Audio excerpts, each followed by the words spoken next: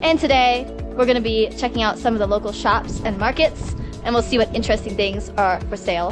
Spoiler alert, there are a lot of interesting things, so hope you'll be joining me. Let's go exploring.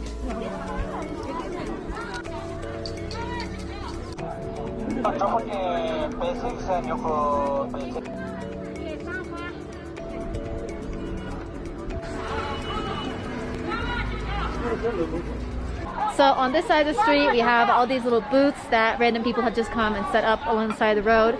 And then on this side, you have the stores. These things come together to create a little mall atmosphere, you know? You've got this side, which is spontaneous, and you never know what you're gonna find. And then you got this side, which is the more like standard, like, you know, normal stores or whatever you wanna call it.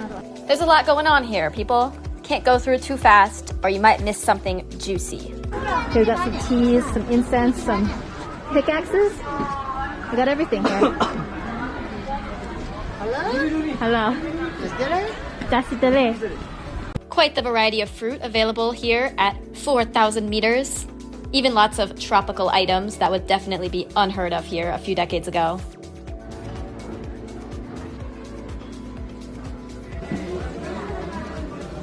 I'm intrigued by the identical and oddly specific layout of all these little shops around the edge of the vegetable market. Seaweed on the bottom, snacks in the middle, meat on the top. We passed at least a half dozen stores with this exact layout. I love vegetable markets so much. I feel like a trip to any city or town is just not complete if you don't go check out the local vegetable market. And this one did not disappoint. This is a A+ vegetable market, full of excitement, including the outer ring of flea markets and whatever. Great. Excellent. 你觉得这个菜市场怎么样 ，baby？ 挺有特色的，而且人气很旺。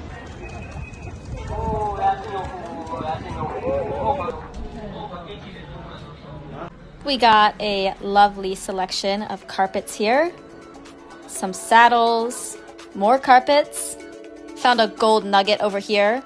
100% America material. A little taste of home, way out here in the grasslands. 但这些茶壶不怎么可爱，从这边开始就变可爱了。啊，好可爱！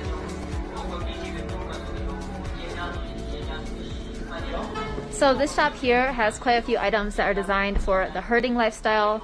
Of course, there are less and less people herding yaks now than there used to be, but it's still a thing. We saw quite a few yak herders out in the grasslands. So these tents here are for people who go out and do like seasonal herding. It's pretty spacious in there, luxurious. So they've got nice fancy tents, solar powered charging thingies, and I imagine that's what a lot of these safes, these massive safes are for. It's for people who are living the herding lifestyle in a tent, because a lot of like the normal houses around here have like a gate. They're like walled in, so it would actually be quite challenging for a thief to get in there. But if you're living in a tent, then you're pretty vulnerable. But they have a wide variety of safes here. Very fancy, very nice.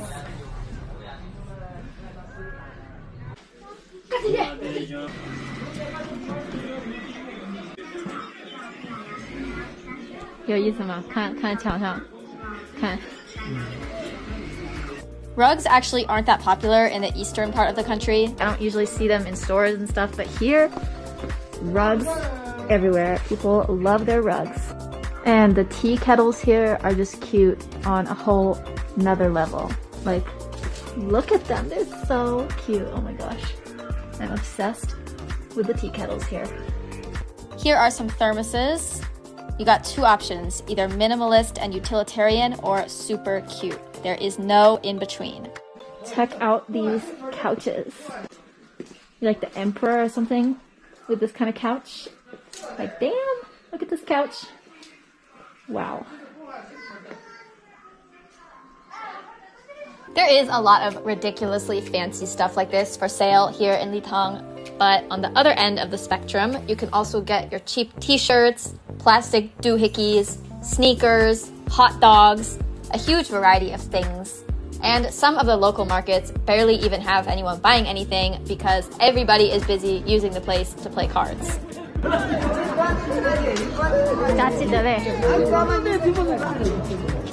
From essentials for the herding life to super fancy expensive furniture, From handmade art products to flea markets sourced from random homes deep in the grassland, from fruits and vegetables shipped from around the country to religious attire, Litang has everything.